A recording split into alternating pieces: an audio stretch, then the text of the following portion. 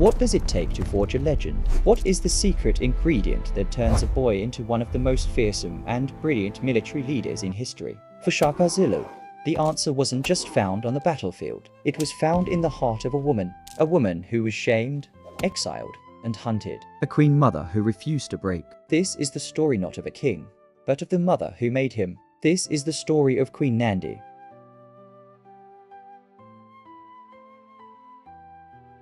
Our story begins around 1786, in what is now South Africa. Nandi, whose name literally means the sweet one, was a princess of the Langeni people. She was strong-willed, intelligent, and beautiful, and she caught the eye of a powerful man, Senzangakhona, the chief of the rising Zulu clan. But their relationship was complicated. By tradition, their union was forbidden, and when Nandi became pregnant, it caused a massive scandal.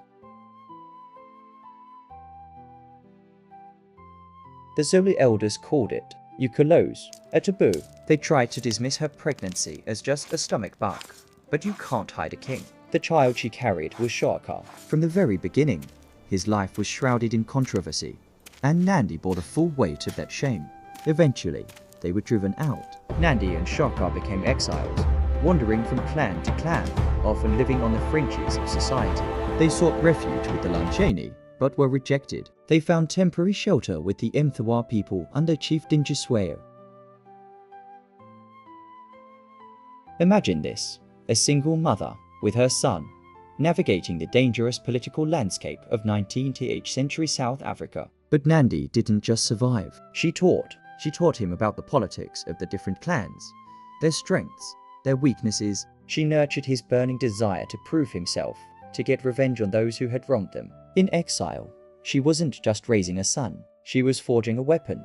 Shaka's chance came in Ndlorukazi's army, where he quickly became a legendary warrior. When Senzangakhona died, Shaka, with the backing of his mother and Ndlorukazi, made his move. In a brutal and calculated takeover, he became the chief of the Zulu in 1816. And with that, Nandi's status transformed overnight. From the shamed exile, she became the Ndlorukazi, the great she-elephant, the queen mother.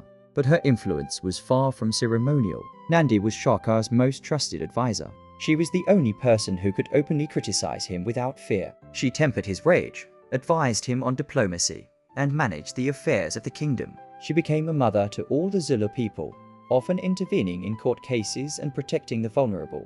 Under their joint rule, the Zulu clan exploded into a nation, an empire that would change Southern African history forever. In 1827, tragedy struck. Nandi died from dysentery.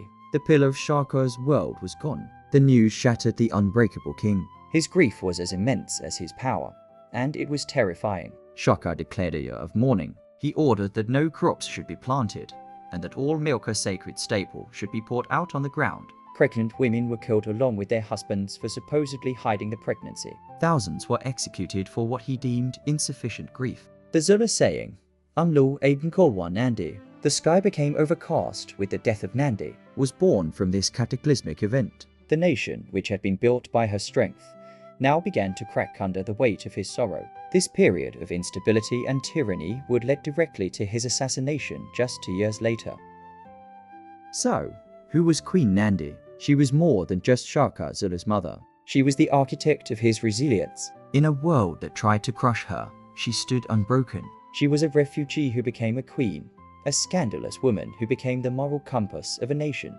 Her legacy is not just the Zulu Empire, but a timeless lesson in the power of a mother's love, strength, and intelligence. She proved that the most powerful throne is not always made of wood and ivory, but is often built in the heart of a child who is taught to never, ever surrender. The history of Africa is filled with stories of incredible figures like Nandi, whose stories have been overlooked for far too long. If you want to hear more stories of legendary African queens, fearless warriors, and forgotten empires, then smash that subscribe button and hit the notification bell so you don't miss our next video. Now, I want to hear from you. Which powerful historical figure should we cover next? Your Asantewa, the queen who led the War of the Golden Stool? Or maybe the mystery of the Kingdom of Kush? Let me know in the comments below. Thanks for watching. See you in the next one.